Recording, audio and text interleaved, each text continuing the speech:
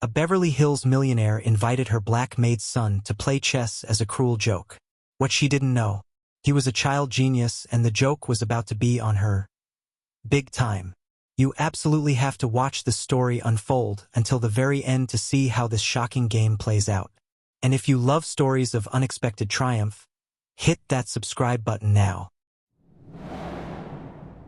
Come here, boy.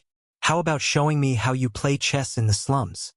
Mrs. Eleanor Blackwood's voice echoed through the living room of her Beverly Hills mansion, laden with the arrogance typical of someone who has never had to earn anything on her own. Leo Rodriguez, 17, was helping his mother, Maria, serve guests at a charity dinner when the millionaire decided to make him the evening's entertainment. The other guests, businessmen, politicians, and their wives, laughed discreetly behind their champagne glasses. Eleanor had organized the event to raise funds for underprivileged youth, but clearly, she hadn't expected to have one of them serving canapés in her own home. The irony was delicious to her. I bet he can at least move the pieces, Eleanor continued, gesturing toward the Italian chessboard that decorated the coffee table. It'll be fun to see what this boy can do against someone who's actually studied the game. Mr. Harrington, owner of 3 hotel chains, whispered to his wife, I bet he doesn't even know the knight moves in an L shape.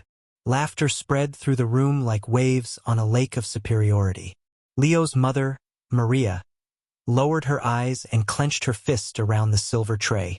20 years cleaning that house, raising her son alone on a maid's salary, and she still had to watch her boss use her boy as a joke to impress her rich friends.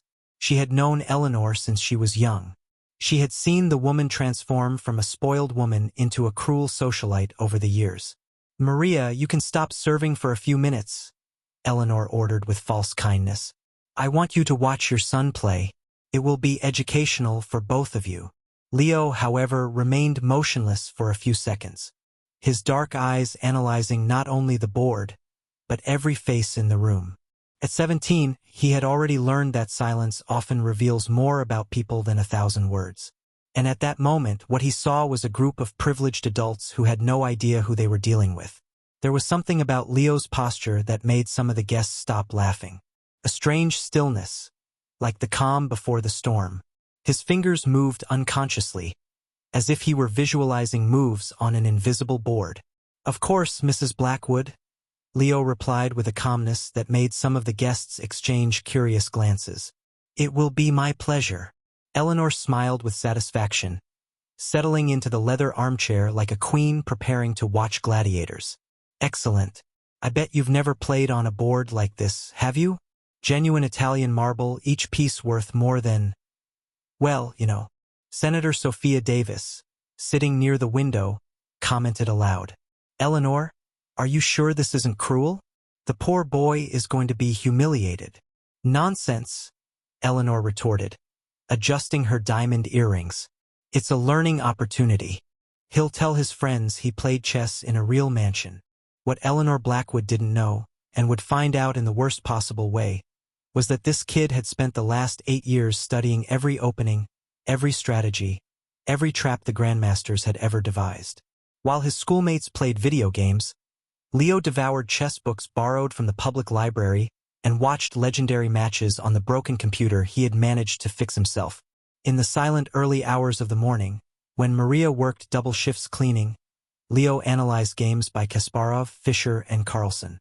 He had memorized more than 200 different openings and could recite the 50 most famous defenses in chess history by heart.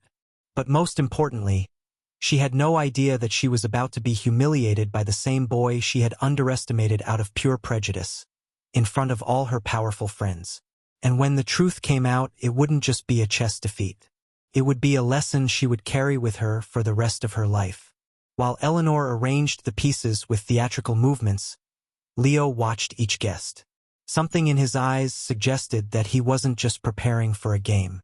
He was preparing to rewrite every assumption in that room about who really deserved respect.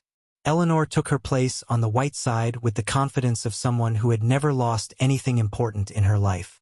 I always play white, dear.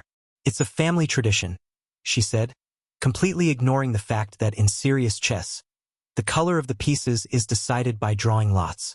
Leo nodded silently and arranged his black pieces with a precision that made Mr. Harrington frown. Each piece was placed exactly in the center of its square, perfectly aligned, as if that Italian marble board were just one of the hundreds he had faced before. "Let's make this interesting," Eleanor announced to the guests. "If the boy manages to give me even one scare, I'll donate $1,000 to, I don't know, some public school." Laughter echoed through the room again, but this time, Leo looked up and smiled, a smile that didn't reach his eyes. Maria felt a chill run down her spine. She knew that smile. It was the same one Leo had as a child whenever someone underestimated him in school competitions. The same smile he had used at 12 when he said he no longer needed her help with his math homework. Eleanor opened the game with a conservative pawn move e4. "King's pawn, dear. A classic opening we learned at Harvard," she explained condescendingly, as if she were teaching a child to tie his shoes. Leo responded instantly. C5, the Sicilian defense. An awkward silence filled the room. That wasn't the move of someone who might know how to move the pieces. It was the response of someone who knew theory. "Interesting," murmured Senator Davis, leaning forward. Eleanor hesitated for 3 seconds, long enough for Leo to realize that she had memorized half a dozen openings, but didn't really understand the principles behind them. She played NF3, following a pattern she had probably learned at some social club. While Eleanor thought about her next move, Leo allowed himself a brief trip down memory lane. 8 years earlier, when he was only 9, he had found a torn chess book in the library trash. He had taken it home hidden in his backpack and asked Maria to teach him the basic rules. "Mijo, why do you want to learn that?" his mother had asked, exhausted after a double shift cleaning. "To be like the rich kids, Mom. They always say they're smarter than us." At that time, Maria earned only $600 a month. There was no money for lessons, for a computer, for anything. But there was the public library, which became Leo's second home. Every day after school, he walked 3 kilometers to study historical games in dusty books that no one else touched. Eleanor finally played D3, a timid move that revealed her conservative nature in chess and in life. She preferred safe, controlled positions where social class could guarantee victory. Leo responded with NC6, developing with purpose. Each of his moves was executed in less than 5 seconds, as if he were following a mental script he had memorized years ago. "Our little boy is moving too fast," Eleanor commented to the guests. "In real chess, you think before you play." It was then that Leo made his first psychological mistake. He paused, pretended to think deeply for 15 seconds, and played G6, preparing the bishop's fianchetto. It was a move that any beginner would make instinctively, but it was actually part of a complex strategic plan that would take 10 more moves to reveal itself. "Ah, you see," Eleanor turned triumphantly to the guests. "He doesn't have the patience to think." Typical. But Mr. Harrington, who had played chess at university 40 years ago, recognized the pattern. "Eleanor," he murmured, "this boy is setting up a King's Indian defense, a variation of the Sicilian, quite sophisticated." "A what?" she replied, annoyed at being interrupted during her demonstration of superiority. Eleanor looked at the board with a new tension in her shoulders. Nonsense. He must have seen it in a movie. But as the moves progressed, something unsettling began to take shape. Leo wasn't just responding to her moves.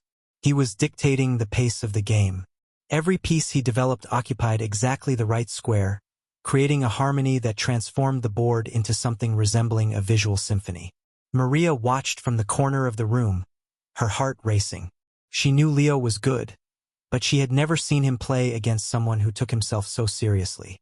And for the first time in 20 years of working in that house, she saw fear in Eleanor Blackwood's eyes. The fear of discovering that maybe, just maybe, she wasn't as special as she had always believed.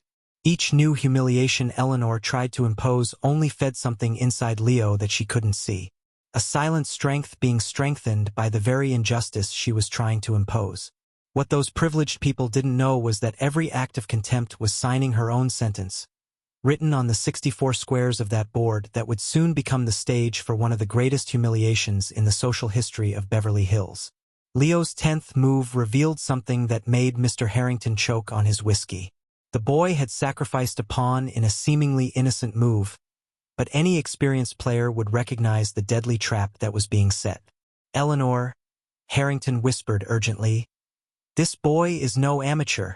But Eleanor was too determined to prove her superiority to listen to warnings. "Relax, dear. He must have memorized a few moves from the internet. I'll be done with this in 5 minutes." That's when Leo did something unexpected. He calmly rose from his chair and walked over to Maria, who was watching everything from the corner of the room with her hands clasped together. "Mom," he said in a low voice that echoed through the tense silence of the room. "Remember when you said that one day I would show these people who we really are?" Maria nodded, her eyes shining with tears. She remembered perfectly. It was the day Leo turned 15, and she didn't even have enough money for a cake. He had found his mother crying in the kitchen of their small house and promised her that one day he would change everything. "That boy has more class than all of us put together," Senator Davis murmured to her husband, watching the interaction between mother and son. Eleanor tapped her fingers impatiently on the table. "Can we continue the game? I have other commitments today." Leo returned to the board, but something had changed in his demeanor. He was no longer the shy teenager who had been invited for entertainment.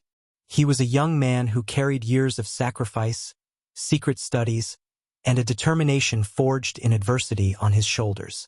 Leo's 11th move was executed with surgical precision that made Eleanor frown for the first time. He had created a double threat. If she protected the king, she would lose her queen. If she protected the queen, she would be checkmated in 3 moves. That's not possible," Eleanor muttered, studying the board intently for the first time since the match began. That's when Harrington realized something crucial. "Eleanor, you're being outplayed by a kid who's probably never set foot in a formal chess club in his life." While Eleanor tried to find a way out of her dilemma, Leo took the opportunity to observe every face in the room. Senator Davis had stopped drinking champagne and was leaning forward, fascinated. The hotel chain owner had put his cell phone aside. Even Harrington's wife, Martha, who had been leafing through a fashion magazine, was now paying full attention to the game. Maria knew that look on her son's face. It was the same one he had at 12 when he discovered the chess section at the public library. The same look he had for 5 hours straight studying historical games on a slow, broken computer. The same look that made him wake up at 5 o'clock in the morning to solve tactical problems before going to school. Eleanor finally made a move, a desperate attempt to escape the trap, but it was too late. Leo had calculated that possibility 6 moves ago. "Check," he said simply, moving his queen to a position that offered 3 different winning continuations. The silence in the room was deafening. Eleanor looked at the board, then at Leo, then back at the board. Her hands were shaking slightly, not from fear, but from a contained rage at the realization that she was being systematically destroyed by someone she considered inferior. "You must have seen that sequence somewhere," she said, her voice higher than normal. "No one learns that on their own." Leo smiled for the first time since the match began. "You're right, ma'am. I learned it from Garry Kasparov." "Kasparov taught you?" Harrington asked incredulously. "Not personally," Leo replied, moving a piece to what was clearly the final move. "But I studied all his documented games, 183 to be exact. He used this particular sequence against Karpov in 1984, Game 23 of the World Championship." Eleanor looked around the room, searching the faces of the guests for support. But what she found was something she had never seen directed at her. Silent disapproval. For the first time in her life, the people around her were not impressed by her performance. Maria stepped forward, her voice firm and clear. "My son woke up every day at 5 in the morning to study before school. He walked 6 miles to the public library because we couldn't afford internet. When I worked double shifts, he stayed up all night solving chess problems by candlelight because our electricity was cut off." The room was completely silent now. Leo looked at his mother with a mixture of love and determination that made some of those present look away, ashamed. "Checkmate," Leo said softly, placing his queen in the final position. Eleanor stared at the board for a long moment, as if expecting the pieces to change positions on their own. When she finally looked up, she found Leo watching her with the same unruffled calm with which he had begun the game. But now, something had completely changed in the dynamics of the room. The guests no longer looked at Leo as entertainment. They looked at him as someone who had just rewritten all their assumptions about talent, class, and merit. And they looked at Eleanor with a mixture of embarrassment and disappointment she had never experienced before. What Eleanor Blackwood didn't know yet was that this defeat on the board would be only the first move in a much larger game that was about to begin. A game where all the social rules she had always taken for granted would be questioned, and where the boy she had underestimated would prove that true nobility has nothing to do with surnames or bank accounts. Eleanor stared at the board for 15 seconds that seemed like an eternity. Her trembling fingers touched the fallen king as if they could magically undo the checkmate. The silence in the room was so thick, you could hear the ticking of the $15,000 wall clock. That was luck, she muttered, her voice trembling, all previous confidence gone. He must have memorized that specific sequence somewhere. Harrington rose from his chair and walked over to the board. Eleanor, that boy just executed a variation of the Sicilian that even I didn't know, and I've been playing this game for 40 years. Senator Davis pulled out her cell phone and began recording discreetly. As an experienced politician, she immediately recognized the viral value of this moment. A prejudiced millionaire being humiliated by a prodigy she had underestimated. "I don't accept that," said Eleanor, standing up abruptly and knocking over a few pieces. "Something's wrong here. No one learns to play like that on their own. Someone trained him specifically to humiliate me." Leo remained seated, watching her with the same unruffled calm. "Would you like a rematch? I can play with anyone here, or all of them at once if you prefer." The comment caused a nervous murmur among the guests. It was an offer that sounded impossible. But after what they had just witnessed, no one dared to doubt him. "You're being arrogant now," Eleanor retorted, her face red with anger and humiliation.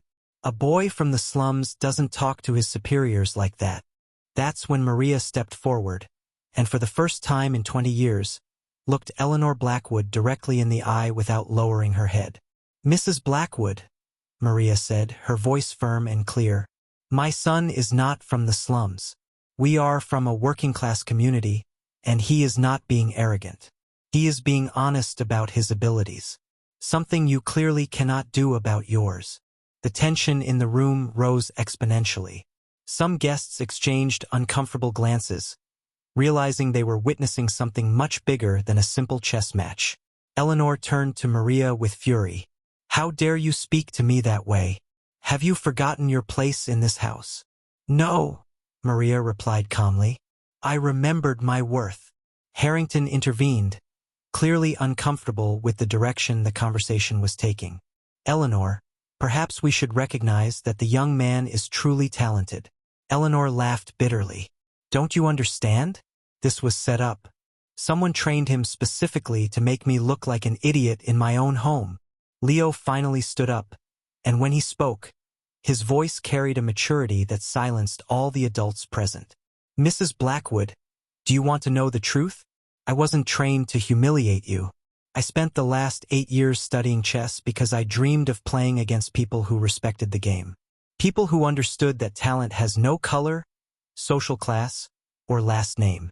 He paused, looking at each person present. "When you invited me to play how you play in the slums, I thought I would finally have a chance to show that I deserved respect. But now I realize that you never wanted a fair match. You wanted a show of humiliation." Senator Davis had stopped recording and watched the scene with fascination. "How old are you, kid?" 17, Leo replied. "And how long have you been playing seriously?" 8 years. Davis looked at Eleanor with an expression that mixed disbelief and disapproval. "Eleanor, you've just been defeated by a self-taught teenager. A teenager whose family you employ. A teenager you invited to play as a joke." Eleanor felt the weight of every gaze in the room, and for the first time in her life, they were not looks of admiration or envy. They were looks of judgment. I didn't know he played seriously," she tried to defend herself. But her voice sounded weak even to her own ears. The question isn't whether he played seriously, Harrington said, clearly irritated. The question is that you invited him to play assuming he would be easily defeated. Why? Because he's your maid's son. Because he's black. Because he doesn't have money. The silence that followed was devastating. Leo calmly arranged the pieces on the board, each move executed with precision. Thanks for the game, Ms. Blackwood. It was educational. When he finished, he turned to his mother. Mom, can we go? I have school tomorrow. Maria nodded, removing the apron she had worn to serve the guests. But before leaving, she turned to Eleanor one last time. Mrs. Blackwood, thank you for showing me that my son deserves to be in much better places than this. As mother and son walked toward the door, Senator Davis called out, Leo, are you interested in scholarships? I know some universities that would love to have someone with your talent. Leo stopped and smiled, his first genuine smile of the night. Very interested, ma'am. Davis handed him her card. Call me on Monday. Eleanor watched, motionless, still processing how she had lost complete control of the situation. In less than an hour, she had gone from respected hostess to the woman who had underestimated a prodigy out of prejudice in front of important witnesses. When the door closed behind Leo and Maria, the remaining guests looked at each other in awkward silence. Harrington was the first to stand up. I think I'd better leave too. One by one, the guests began to leave, offering only cold farewells and disapproving glances. Eleanor was left alone in the room, still staring at the board, where her arrogance had been systematically destroyed by a teenager she considered inferior. But what she didn't know was that tonight would be just the first move in a much bigger game. One where Leo Rodriguez would rewrite not only his own history, but question the entire system of privilege that people like Eleanor Blackwood took for granted. As Leo walked home with his mother under the Beverly Hills stars, he carried in his pocket the card that would change his life forever. And in his mind, he was already calculating not just chess moves, but moves in a much bigger game. The game of proving that true nobility cannot be bought with money, but is earned with character. 6 months later, Leo Rodriguez walked through the halls of Stanford University with a full scholarship to study engineering. Senator Davis had kept her promise, connecting him not only with academic opportunities, but with a whole world of people who recognized talent regardless of social background. The video of that night in Beverly Hills had gone viral. 3 million views in 2 weeks. Not because someone had recorded the match, but because Senator Davis herself had shared the story on her social media, turning Leo into a symbol of overcoming adversity and Eleanor into an example of what not to do when you have privilege. Young Prodigy destroys Prejudiced Millionaire in chess was the headline that circulated all over the internet. The comments were relentless. What a shame for that woman, and that boy deserves every opportunity in the world, dominated the response sections. Eleanor Blackwood had become persona non grata in her own social circles.